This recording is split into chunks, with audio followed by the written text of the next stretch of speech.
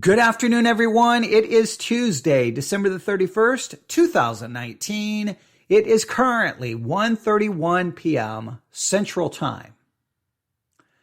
Well, how are you feeling today? What thoughts are filling your mind today as we approach the end of a year, the end of a decade?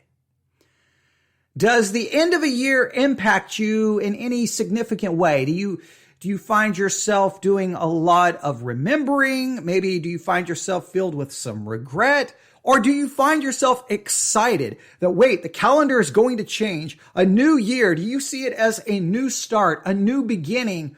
Or are you just really indifferent to the whole thing? It doesn't really matter to you. I mean, obviously, as a culture, the end of the year is a time of celebration, a time of big parties, right? I mean, hundreds of thousands of people will cram into Times Square in New York City. They're probably already there. And they're going to be there for really one thing, to watch a ball drop. They'll have a countdown, 5, 4, 3, 2, 1. The ball drops, the confetti drops, everyone screams Happy New Year. And then everyone, I guess, just goes home. And then some people have to come and clean up all the mess. It's a big party. It's a big celebration. There'll be people getting together. Clubs will be packed with people drinking and celebrating. And Happy New Year, Happy New Year. It's a time of celebration. Others may be sitting at home and it's not such a celebration. For some reason, it brings about a sense of depression, a sense of regret, maybe even a feeling of dread or fear as you're being confronted with a reality of something you don't want to think about it. I think it's just interesting how everyone approaches this time of year, because I don't think any two people are the same. You've got the crowd that's just kind of indifferent to the whole thing. You've got the crowd who celebrate, party, wonderful, great. You got others who may be more, I don't know. Don't know how I feel about this. And I think if I look back over my life, I've kind of gone through, I guess I've kind of gone through different stages in how I feel about the end of the year, the end of a decade. I guess for me, if I'm honest, basically the end of the year is always about music for me. I always mark the passing of time based off what albums did I really love over the last year? What music, or at the end of the decade, what music defined this decade, and what music is going to define the new decade? And I'm analyzing things in the past and trying to predict things in the future. And I remember time a lot with music, songs, and album.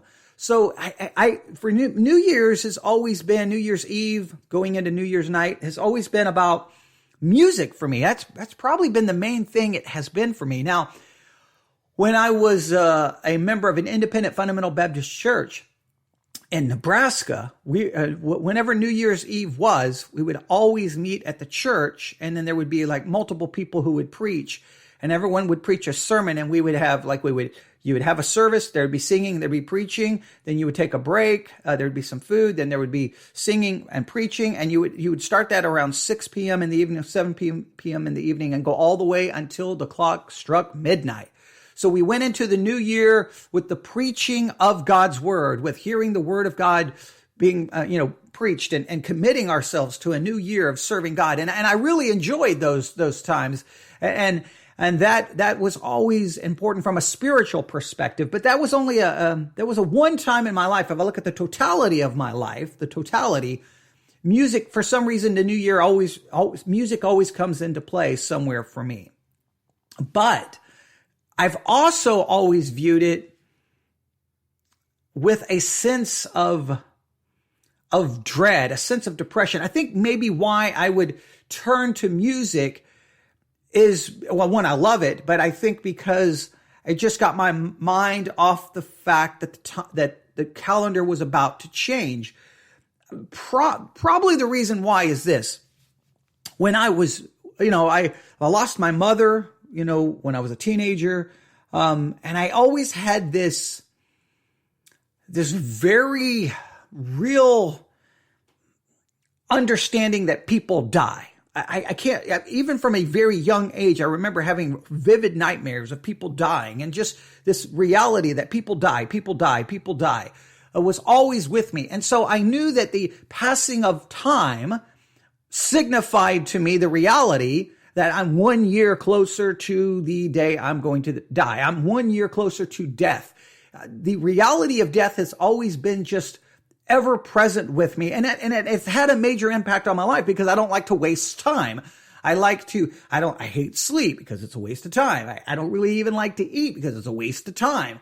I like to, get food, get what I need and move on. I like to have schedules so I can get the most out of my day. I don't like to if I get to the end of the day and feel like that my day was wasted, it causes me major stress and anxiety. To waste time to me is one of the greatest evils in the world. And I think that's one thing about Christianity that I truly was drawn to is Christianity is about you have a purpose in life. You are to serve God. You are to redeem the time. And I really, that resonated with me. Not just living life for what? Just for the passing of time? Living life what? Go get a job, to make some money, to buy some things. But you don't really get to enjoy those things as much as you want because you have to go to work to continue to make money so that you can continue to have a house and have the things you need. So you spend most of your life working and then you work all day. You come home. You don't really get to enjoy the things you bought. And then you go to sleep so they can get back and go to work. And then it's like, well, that's life.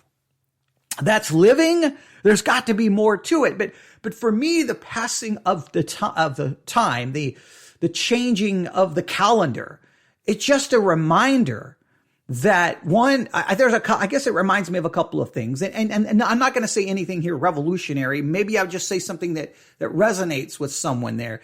It reminds me of this. Time does not stop for no one. When things are good, time continues to march on. When things are bad, time continues to march on. When your life is filled with tragedy, time continues to move on. It doesn't wait. It doesn't care. It just continues to move. You just look at a clock. Look at that. You can look at the second hand, just tick, tick, tick, tick. It just keeps moving. Keeps moving. You can beg it to stop. You can't. And when every tick of the clock, every time that the hand moves, it signifies another second gone. You can't, it's gone. It's like this is how it works. You're born with a certain amount of time in your hand, right? Think of it. You're holding a certain amount of time and every second, another part of that time leaves your hand. And once the hand is empty, you're dead. Now, we don't see, or you can think of it as, an hourglass, watching the sand. That's a good picture of life. You're just sitting there and you don't know how much you have. See, the problem, when you look at an hourglass, you can see how much is there. When you're looking at a clock, you at least see you have some way of measuring, okay, 24 hours in a day, this many hours in a week. You have some way, this many days in a year. You have some way to measure it. But when it comes to your life, there's no way to measure it, right? But every time, it doesn't matter if it's a birthday, if it's New Year's Eve, Christmas, whatever. These significant events mark the passing of time. And it's a reminder that it does not stop. It just continues to pour out of your hand. Like right now, as I'm talking, time is pouring out of my hand and I don't know how much is left in my hand. And the minute it's gone, I'm left with death, gone, no more. Life is over. Anything I wanted to accomplish is not going to be accomplished if I did not finish it. Anything I wanted to say it's not going to be said if I did not say it. It's over. Time doesn't stop. Here we are, New Year's Eve, 1:40 p.m. now, 1:40 p.m. Central Time. Before long, it'll be, hey, it's the countdown. Hey, it's 2020. Good. We wake up tomorrow and we just move on. And the next thing you know, January will turn into February will turn into March. And next thing you know, we'll be saying goodbye to 2020 if we make it. There's no guarantee. And everyone listening to my voice is even going to make it. That reality that time doesn't stop is powerful to me. It bothers me so much. There's no way to save it. There's no way to get it back. It's just gone. It's just gone. And it's a reminder of that. It's also, not only does it as a reminder that time doesn't stop no matter what happens, it's a reminder that every second that ticks is a second closer to my last breath. Every minute that passes is another minute closer to my last breath. Every hour that passes, another hour closer to my last breath. Every day that passes is another day closer. Every year that passes is another year closer. And that is a somber reminder. It's not going to stop. And because it doesn't stop, it just moves me closer and closer to the ultimate end, which is death, unless Christ returns.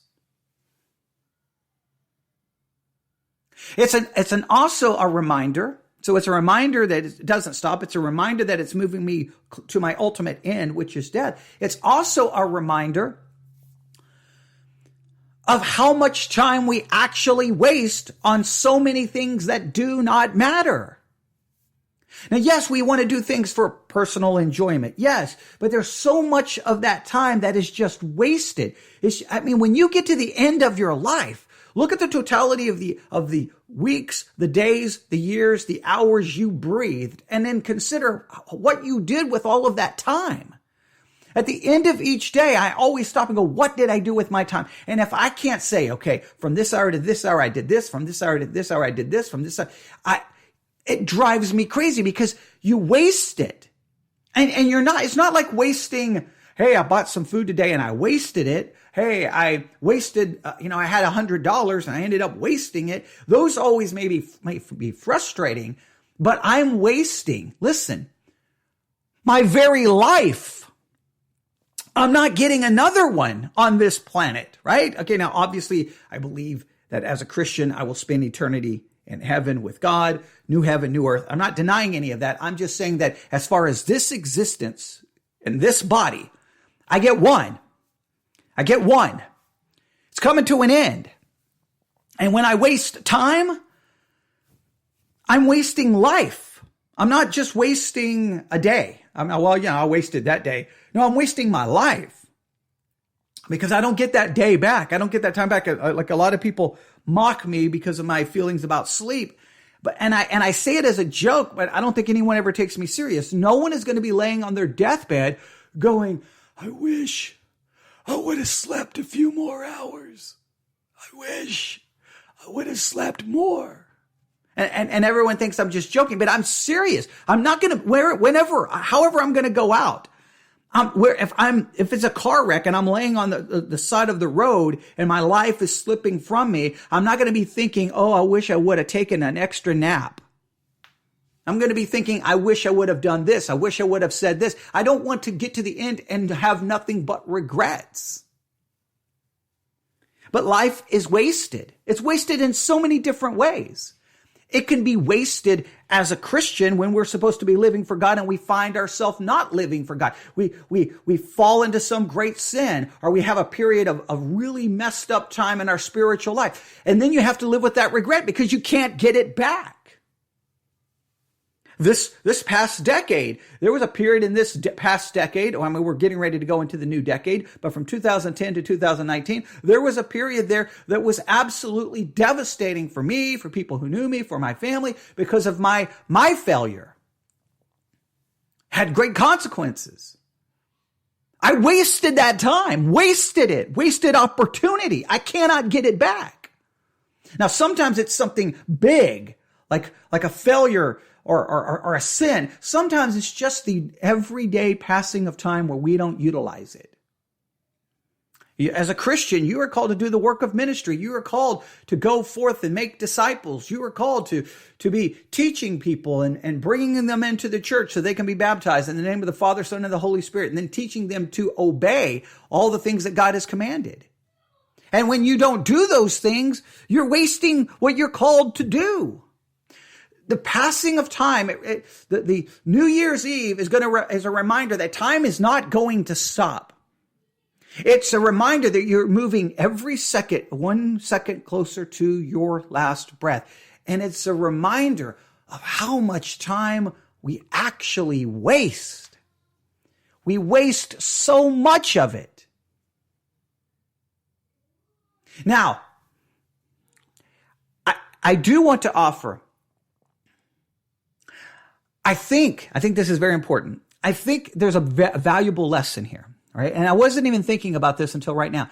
I think the passing, those are all depressing things, right? You can listen to that and go, man, he's making me depressed. But there is a positive here. And the book of Ecclesiastes, in fact, I have a Bible right here. I wanted to share a passage in the book of Hebrews, but now I just all of a sudden kind of got one of those, a moments of, an epiphany. I got like eureka. I just figured something out. But I think this is very important. In the book of Ecclesiastes, we read this. Now, if you don't know the book of Ecclesiastes, written by Solomon, basically, it's a journal. It's a journal of a man trying to find the meaning and purpose in life. And the journal begins in a very kind of, depressing way. The book of Ecclesiastes, the words of the preacher, the son of David, king in Jerusalem. Verse 2 says, "Vanity of vanities, saith the preacher, vanity of vanities, all is vanity." All is vanity. Everything is meaningless, meaningless, meaningless, meaningless, meaningless. And he tries everything in the book of Ecclesiastes. He tries education. He tries women. He tries laughter. He tries money. He tries everything. And he constantly meaningless, meaningless, meaningless, meaningless. And then he says this very important thing. And I think this is important. "What profit hath a man of all his labor which he taketh under the sun?" The passing of time, New Year's Eve, is a reminder that all that we do under the sun, if we're going to look for purpose, if we're going to look for meaning under the sun, if we're going to look for it within time, we're not going to find any true meaning and we're just going to waste our life. The true purpose, the true meaning has to be found outside of time. The Creator, God, that is where we're going to find our hope and find that's where we're going to find anything. It's right there. We have to look.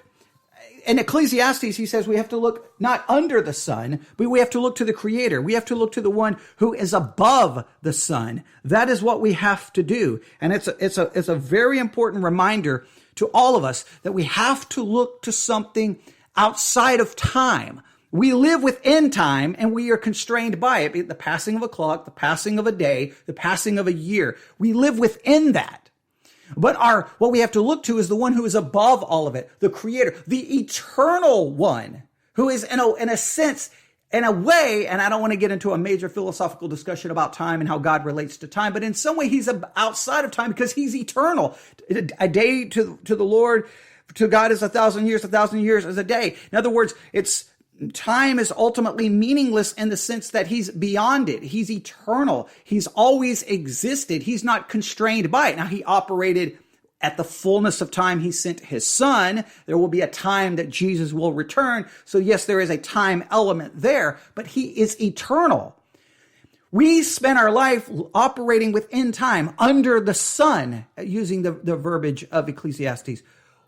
Everything changes when we look above the sun. We look outside of time. Then we find meaning and we find purpose. So this New Year's Eve, remember that time will not stop. No matter what is happening in your life, it's moving. Time marches you closer and closer to your inevitable end. Time is a reminder of how much we waste. But please remember this. Ultimately, you have to set your affections and your purpose and your life to something that is eternal, and that is God, His word, His purpose. Everything else will not last. It will burn up, and it is meaningless. I'll stop right there. You can contact me at newsif@yahoo.com. Newsif@yahoo.com. I apologize for the iPad going crazy. Someone was obviously trying to contact me and I had it too close to the microphone, but I'm going to post this anyway because I think these thoughts are very important for this particular day. Newsif@yahoo.com. Some random thoughts, some impromptu thoughts on New Year's Eve and the passing of time. May God bless you.